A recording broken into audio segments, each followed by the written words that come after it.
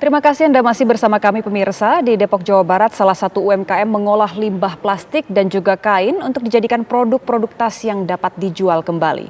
Bahkan ia bisa mendapatkan omset sampai dengan 30 juta rupiah. Pemirsa, siapa yang dari Anda ini hobi ngoleksi tas kayak saya? Nah, biasanya kan kalau tas itu berbahan kain ataupun kulit. Tapi tas kali ini unik sekali dan juga ternyata awet, cukup lama bisa dipakai dan juga bisa menjadi solusi dari masalah lingkungan. Karena tas-tas ini berbahan karung goni dan juga limbah plastik. Nanti saya akan ajak Anda untuk melihat bagaimana proses pembuatannya dan juga mungkin ini bisa menjadi inspirasi untuk Anda yang ingin memulai bisnis dari rumah. Ikuti saya yuk! Nah, sekarang aku udah ada di tempat produksi dari tas-tas dari limbah-limbah plastik. Sudah sama ownernya, Mbak Ai. Mbak Ai ini lagi ngapain? Aku tuh ceritanya nih ada teman-teman lagi mau belajar kan apa yang lagi aku kerjakan.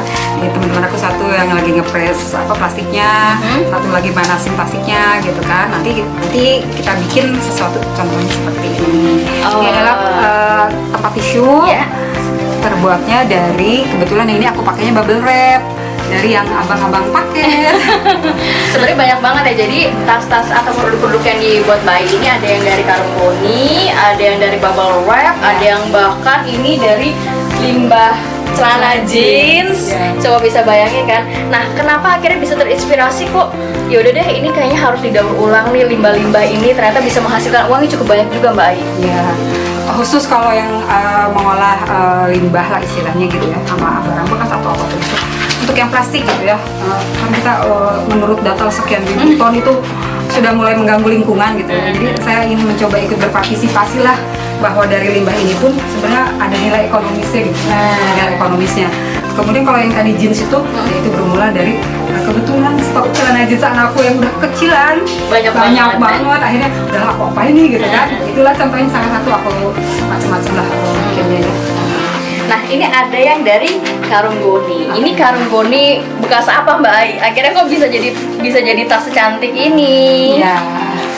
Ya, yang ini kebetulan goninya dari karung yang bekas kopi ya. Kalau sekarang kopi ya. Oh, zaman dulu kan beras pakai kan, kalau sekarang kan nggak ada ya. Nah, ini dari yang kayak bekas kopi gitu kan. Itu malah sebenarnya mereka lebih unik karena ada yang begini-begininya tuh kan print-printannya tuh memang asli dari dia gitu kan ya. Jadi inilah ya saya coba ambil sepotong-sepotong ya, sedemikian rupa lah saya jahit jadilah seperti ini. Ini untuk goni yang memang bisa manfaatkan apa itu limbah ya. Mbak Ai ini dari tahun berapa sih produksinya? Ya, aku sih sebenarnya dari tahun 2015 gitu kan. Ya berawal mama yang pengen ada kesibukan gitu kan. Jadi cobain lah bikin tas. Waktu itu sih baru dari bahan-bahan kanvas aja gitu. Kemudian ternyata aku bikin tuh ya teman-teman tetangga gitu kan, peminatnya lumayan sampai aku punya reseller gitu kan. Sampai punya reseller waktu dia udah sampai ratusan lah gitu. Udah setelah itu ya udah akhirnya kesini tuh saya terus mengembangkan, karena kita walaupun produsen itu kalau pegang satu bahan terus karena bosen ya. Yang bikinnya juga, jadi saya pakai semua goni, packaging, semua bahan saya coba explore lah gitu sesuatu. Nah, ini sebenarnya kalau untuk dijual rata-rata berapa banyak? Dari harga berapa sampai harga berapa? Nah kalau harga itu kan mungkin tergantung kepentingannya. Nah kalau di souvenir saya bisa mulai dari harga 8.000. Tergantung nanti ya itemnya by request lah. Nanti kita bisa ngobrol gitu. Bisa disesuaikan budgetnya. Sampai paling mahal berapa? Kalau yang paling mahal tas saya, contoh misalnya di yang rotan-rotan ini bisa ada yang 3,5, ada yang di 400 gitu kan. Kalau yang di rotan karena memang dari rotannya sendiri juga kan harganya udah lumayan cukup mahal ya. Kalau di rotan ini saya jadi artinya ya ikut mengangkat teman-teman pengrajin rotan. Berarti ayo mau nyobain kan? Mau. Ini aku bisa langsung di sini bisa banget. Silakan. Ini kita mau bikin kayak gini ya. Ini kita butuh satu lembar gitu kan.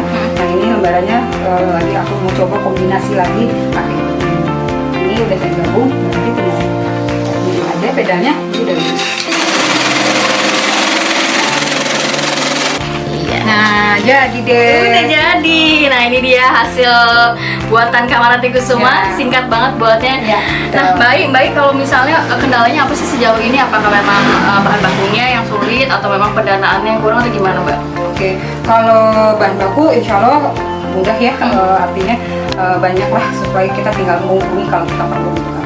Nah untuk permodalan sebenarnya biasanya permodalan itu kita butuhkan kalau ada permintaan dari jumlah banyak.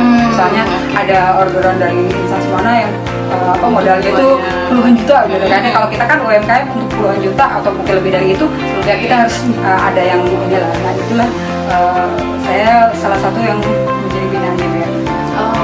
Jadi itu kalau ada itu kita bisa mengajukan. Jadi bahan bakunya kalau ini sejauh ini aman, terus permodalan juga aman ya, kalau binaan dari BRI juga. Oke, makasih banyak Mbak Ai. Kita udah boleh main-main ke sini. Semoga sukses selalu dan juga semoga ini bisa menjadi inspirasi masyarakat yang ingin memulai usaha mulai dari rumah. Dari Depok, Jawa Barat, Kamarati Kusuma, TV One mengabarkan.